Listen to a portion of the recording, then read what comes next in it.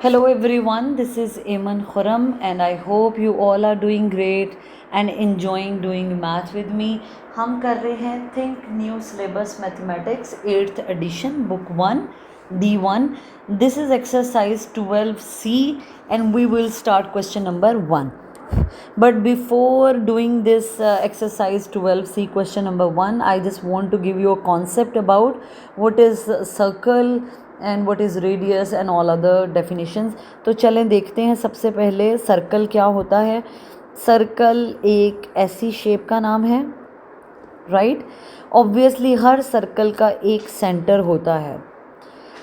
Circle के centre से circle तक के डिस्टेंस को हम रेडियस कहते हैं. हम क्या कहते हैं? रेडियस. अगेन मैं बताती हूँ, सर्कल के सेंटर से लेकर सर्कल के एंड तक के डिस्टेंस को हम रेडियस कहते हैं. और सर्कल के सेंटर से सर्कल तक का डिस्टेंस हर तरफ से इक्वल होता है. अगर ये रेडियस है तो इस सेंटर से यहाँ तक का डिस्टेंस भी क्या है? रेडियस है. अगर लेट से ये 2 सेंटीमीटर है तो ये भी कितना होगा? 2 सेंटीमीटर होगा. इस सेंटर से यहाँ तक का डिस्टेंस भी कितना होगा? 2 सेंटीमीटर. और इसको भी हम रेडियस ही कहेंगे. तो सर्कल के सेंटर से सर्कल को टच करती हुई, सर्कल की बाउंड्री को टच करती हुई जो कोई भी लाइन होगी दैट इज़ कॉल्ड रेडियस. अब अगर ये रेडियस है तो एक और चीज़ एक्सप्लेन करती हूँ. सर्कल के सेंटर से सर्कल की बाउंड्री तक का डिस्टेंस इज़ कॉल्ड रेडियस. तो इस सेंटर से इस तरफ का भी जो डिस्टेंस है दैट इज़ कॉल्ड रेडियस. तो अगर ये 2 सेंटीमीटर है तो ये भी कितना होगा? 2 सेंटीमीटर. लेकिन यहाँ एक बात इम्पॉर्टेंट है. एक ऐसी लाइन जो सर्कल के एक कॉर्नर से शुरू हो, एक एंड से शुरू हो और सेंटर से गुज़रती हुई सर्कल की दूसरी तरफ टच करे और सर्कल को 2 इक्वल पार्ट्स में डिवाइड कर दे, इस पूरी लाइन को हम क्या कहते हैं? डायामीटर. इस पूरी लाइन को हम क्या कहेंगे? डायामीटर. तो डायामीटर हम कह सकते हैं कि 2 रेडियस के बराबर होता है. तो डायामीटर इज़ डी. एंड अगर डायामीटर ये पूरी लाइन है जो कि सर्कल के सेंटर से गुज़र रही है तो यहाँ से लेके यहाँ तक एक रेडियस और यहाँ से लेके यहाँ तक दूसरा रेडियस. तो क्या मैं कह सकती हूँ कि diameter is equal to r plus r, मतलब 2r. ठीक है. तो अगर हमारे पास और अगर हमने रेडियस फाइंड आउट करना हो तो क्या मैं कह सकती हूँ कि डायामीटर का हाफ अगर ले लें, जैसे इस पूरी लाइन का हाफ ले लें, तो वो किसके बराबर होगा? रेडियस के, राइट. तो that's how diameter and radius are interconnected. जब रेडियस का डबल कर दें तो डायामीटर बनता है और डायामीटर का हाफ कर दें तो रेडियस बनता है.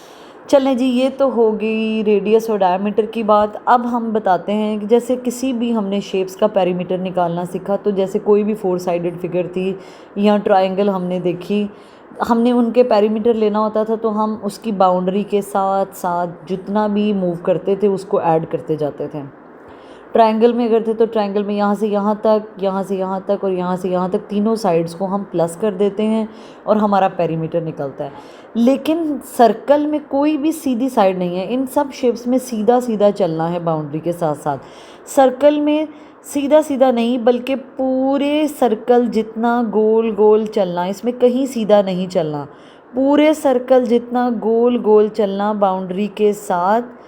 तो इसको हम सर्कल का पेरीमीटर को हम क्या कहते हैं? सर्कमफ्रेंस. सर्कमफ्रेंस. क्योंकि सर्कल में कुछ भी सीधा नहीं है, पूरे एक सर्कल जितना गोल गोल चलना इज़ कॉल्ड सर्कमफ्रेंस. और सर्कमफ्रेंस का फॉर्मूला होता है, यानी सर्कल का ये पेरीमीटर होता है इन अदर वर्ड्स. तो इस सर्कमफ्रेंस फाइंड आउट करने के लिए हम फॉर्मूला यूज़ करते हैं 2πr. 2πr. इसको एरिया के फॉर्मूला के साथ कंफ्यूज नहीं करना, इसको बार बार याद करें. पूरे सर्कल का, फुल सर्कल के लिए सर्कमफ्रेंस का फॉर्मूला है, मतलब बाउंड्री के साथ गोल गोल चलना, इज़ कॉल्ड 2πr. जहाँ पाई की वैल्यू कांस्टेंट है, ये हमेशा 22/7 हमने लेनी है. r मतलब रेडियस और 2 मतलब 2. ठीक है. तो ये पूरे सर्कल का के लिए की बाउंड्री के साथ गोल गोल चलना है। अब इस पूरे सर्कल ने कितनी जगह ऑक्यूपाई की हुई है, that is called the area of this circle, that is called the area of this circle. तो एरिया का फॉर्मूला, सर्कल के एरिया का फॉर्मूला है, these formulas are very important. Usually students area और सरकमफ्रेंस के फार्मूला को confuse कर देते हैं, कोई यहाँ स्क्वायर ले लेता है, तो प्लीज़ बी केयरफुल, इनको अच्छे से मेमोराइज कर लें, इन फार्मूलाज को याद कर लें। This will help you in in other classes as well when you will be in senior classes। तो एरिया का फॉर्मूला होगा pi r square, pi r square, square वाले से याद रखेंगे एरिया का फॉर्मूला है, एंड 2 पाई आर सरकमफ्रेंस के लिए फॉर्मूला है। सरकमफ्रेंस का मतलब होता है एक सर्कल जितना गोल गोल चलना, एरिया का मतलब है उस पूरे सर्कल ने कितना एरिया ऑक्यूपाइड किया हुआ है, कितनी स्पेस ऑक्यूपाइड की हुई है। So that is the formula we use to find the area of the circle is pi r square. लेकिन सम टाइम ऐसा होता है कुछ शेप्स में वो हमें पूरे सर्कल की बजाय आधा सर्कल दे देते हैं। तो अगर सर्कल आधा हो जाए, let me tell you that how, अगर सर्कल आधा हो जाए तो आपने क्या करना है, तो एरिया को भी आधा कर दें, डिवाइडेड बाय 2। लेकिन अगर वो एक सर्कल के 4 टुकड़े कर दें और आपसे कहें 1/4 का एरिया निकालें, तो आप भी पूरे फार्मूला का जो पूरे सर्कल के एरिया का फार्मूला है उसके 4 टुकड़े कर दें, आप भी उसको डिवाइडेड बाय 4 कर दें। That's how you will get the area of 1/4। Clear.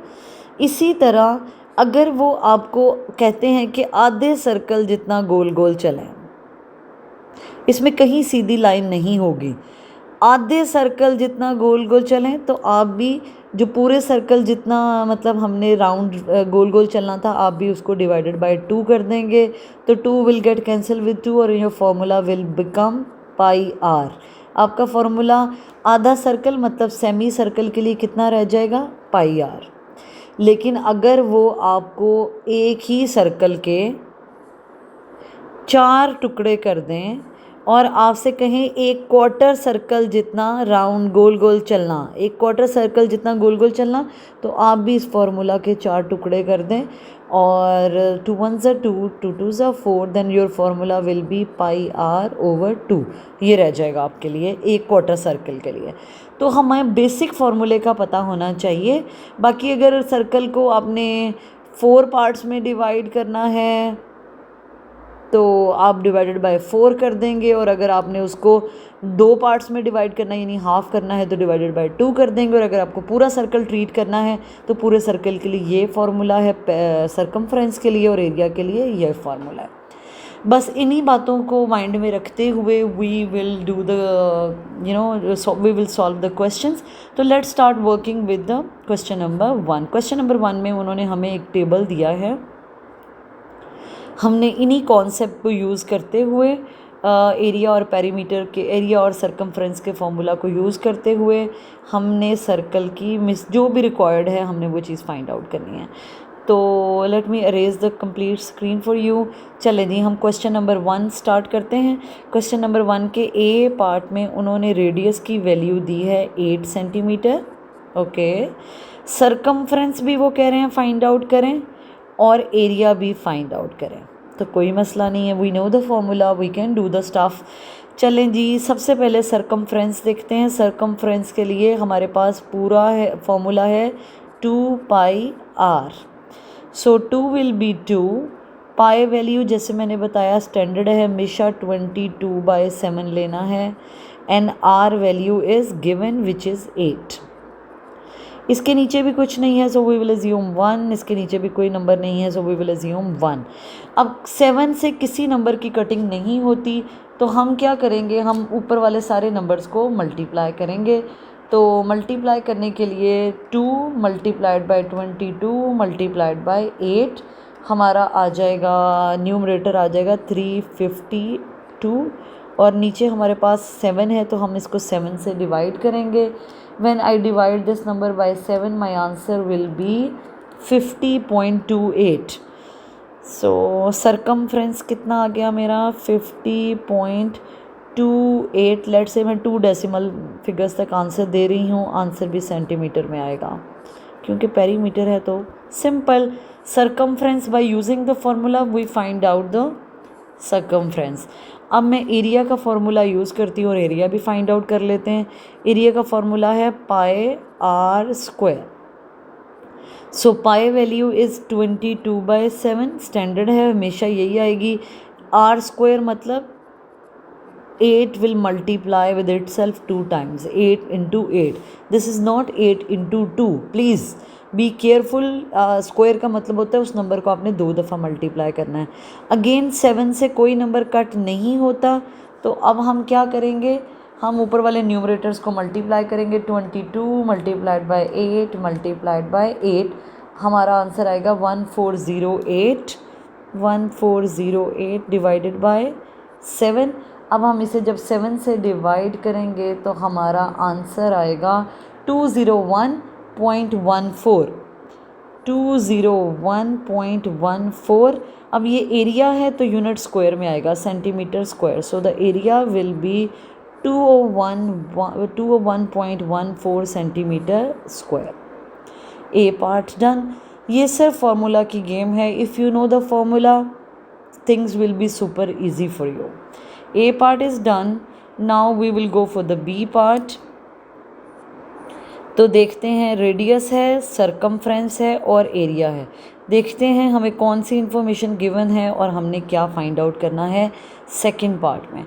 Second part में radius is not given, area is not given, वो हमें फाइंड आउट करना है। सिर्फ सरकमफ्रेंस दिया हुआ है 34.6 सेंटीमीटर। 34.6 सेंटीमीटर जनाब, इसके साथ हमने बाकी सारा काम करना है, तो कोई टेंशन नहीं, हमें पता है फार्मूले का। We can find out the unknown values, we can find out the missing thing. Circumference का फॉर्मूला यूज़ करते हैं। सरकमफ्रेंस का फॉर्मूला है 2 पाई आर। सरकमफ्रेंस गिवन है 34.6 equal to 2 will be 2, pi will be 22/7 और r हमें नहीं पता, so we will write r as r। अब हमने क्या करना है, 34.6 को तो अभी इधर ऐसे ही रहने दें। 22 2 ज़ा 44/7 और r साथ आ जाएगा। अब हमें वैल्यू फाइंड आउट करनी है r की, तो 34.6 इधर ऑलरेडी था, 44 इधर ऊपर इक्वल की उस साइड पे जाके ये नीचे डिवाइड, 7 इधर नीचे उस साइड पे जाके ये ऊपर। अब हम अगर मैं 34.6 का डेसिमल रिमूव कर दूं तो I will have 10 in the denominator, right. तो इसका मैं डेसिमल अगर ख़त्म कर दूं तो नीचे 10 आ जाएगा। अब I will do the cutting, 2 से कटिंग करती हूँ, तो 222 ज़ा 44, 217 ज़ा 34 एंड 2 3 173। फर्दर कोई कटिंग नहीं होगी, सो 173 को मैं मल्टीप्लाई करूँगी 7 के साथ, इट विल बी 1 r इसी तरह आएगा, इट विल बी 1211 और नीचे 22 को 10 से मल्टीप्लाई करूँ तो इट विल बी 220। 1211 को मैं अब डिवाइड करूँगी 220 के साथ और मेरा आंसर आ जाएगा 5.50। तो रेडियस तो मेरा आ गया, रेडियस है 5.50। ये वैल्यू सेंटीमीटर में है तो मेरा रेडियस भी सेंटीमीटर में आएगा, 5.50 सेंटीमीटर। लें जी, रेडियस तो हमारा मिसिंग था, वो हमने निकाल लिया। Now we will find out the area.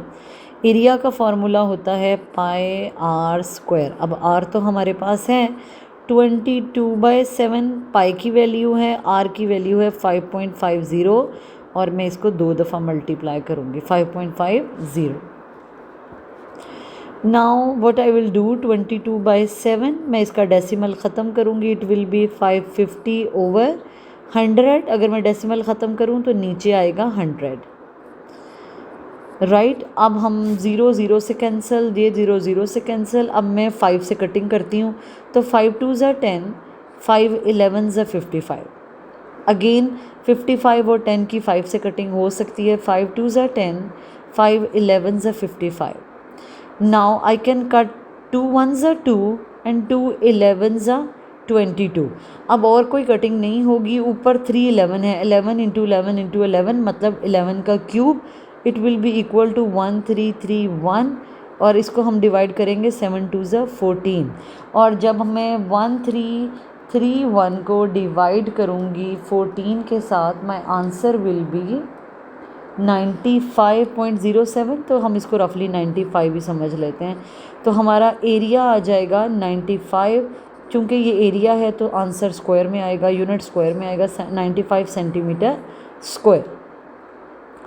Done. We are done with the second part of question number 1. अब आता है थर्ड पार्ट. तो सी पार्ट यहाँ से स्टार्ट करते हैं. सी हमें इंफॉर्मेशन है रेडियस की, सरकमफ्रेंस की और एरिया की टेबल में. अब देखते हैं सी पार्ट में उन्होंने हमें कौन सी इंफॉर्मेशन दी है और हमें क्या फाइंड आउट करना है. Let's go to the C part. No radius, no circumference, only area is given which is 302 millimetre square. No problem. 302 millimetre square. बाकी सब कुछ हमें खुद ही फाइंड आउट करना है. हमारे पास सिर्फ एरिया है तो एरिया के फार्मूला से काम शुरू करते हैं. Area is equal to pi r square. Area given है 302 इक्वल टू पाई की वैल्यू है 22/7. आर तो है ही नहीं तो r square will come down as it is. Now r square को हम इधर ही रहने देते हैं, 302 को उधर ही रहने देते हैं, 22 इधर मल्टीप्लाई, इधर ऊपर उधर जाके नीचे, 7 इधर नीचे उधर जाके ऊपर. तो आर स्क्वायर इसमें हम कटिंग कर सकते हैं. येस 2 से कटिंग करते हैं. 2 11s are 22, 2 15s are 30 and 2 1s are 2. सो हमारे पास आया है 151 और जब मैं इसको मल्टीप्लाई करूँगी 7 के साथ तो आएगा 1057 डिवाइडेड बाय 11. और आर स्क्वायर में देखते हैं 1057 को जब मैं डिवाइड करूँगी 11 के साथ तो मेरा आंसर आएगा 96 पॉइंट समथिंग. अब अगर मैं जो जूनियर क्लासेस हैं या ग्रेड 6-7 में जैसे कैलकुलेटर्स अलाउ नहीं हैं तो यहाँ हम वैल्यू को एस्टिमेट कर लेते हैं बिकॉज़ 96 किसी का भी स्क्वायर नहीं है. तो अगर ये इस तरफ आर्स का स्क्वायर है तो ये 96 हमने देखना है किसी का स्क्वायर है कि नहीं. क्योंकि 96 किसी का भी स्क्वायर नहीं है तो हम इसके पास पास वाली वैल्यू एस्टिमेट कर लेंगे विच इज़ 100. अगर ये आर का स्क्वायर है तो ये किसका स्क्वायर है, ये 10 का स्क्वायर है. राइट. अब हम दोनों साइड पे स्क्वायर रूट ले लेते हैं. इनफैक्ट हमें स्क्वायर वैल्यू नहीं चाहिए, हमें आर की वैल्यू चाहिए, हमें आर स्क्वायर नहीं चाहिए. तो मैं दोनों साइड पे स्क्वायर रूट लूँगी ताकि वो स्क्वायर्स को खा ले, स्क्वायर्स को एलिमिनेट कर दे. सो आर वैल्यू विल बी 10, पास पास आएगी 10 के. तो हमने अंदाज़ा लगाया कि आर की वैल्यू होगी तकरीबन एस्टिमेट किया हमने 10. आर हमने फाइंड आउट कर लिया. अब अगर हमारे पास आर आ गया है तो सरकमफ्रेंस निकालना कौन सा मुश्किल है. 2 pi r, we will use the formula. 2 will be 2, pi will be 22/7 और आर हमने कितना फाइंड आउट किया 10. अब 22 2s are 44, 44 को 10 से मल्टीप्लाई करें तो 440 डिवाइडेड बाय 7. तो हम 440 को 7 पे डिवाइड करके देख लेते हैं. 440 divided by 7, answer will be 62.85. तो आंसर विल बी 62.85 या 86. 2 डेसिमल फिगर्स तक चले जाते हैं. सरकमफ्रेंस है तो वो मिलीमीटर में आएगा. This is it. हमारा क्वेश्चन नंबर 1 का में 2 चीज़ें हमें रिक्वायर्ड थी. एक रेडियस, वो भी हमने फाइंड आउट कर लिया, और सेकेंडली हमें सरकमफ्रेंस चाहिए था, वो भी हमने फाइंड आउट कर लिया. So we are done with question number 1 which has 3 parts. Hopefully you get the question. Do give me your feedback in comments. I will love to get back to you. Thank you so much for watching the video, but don't forget to like and subscribe. Solve with Iman. Thank you.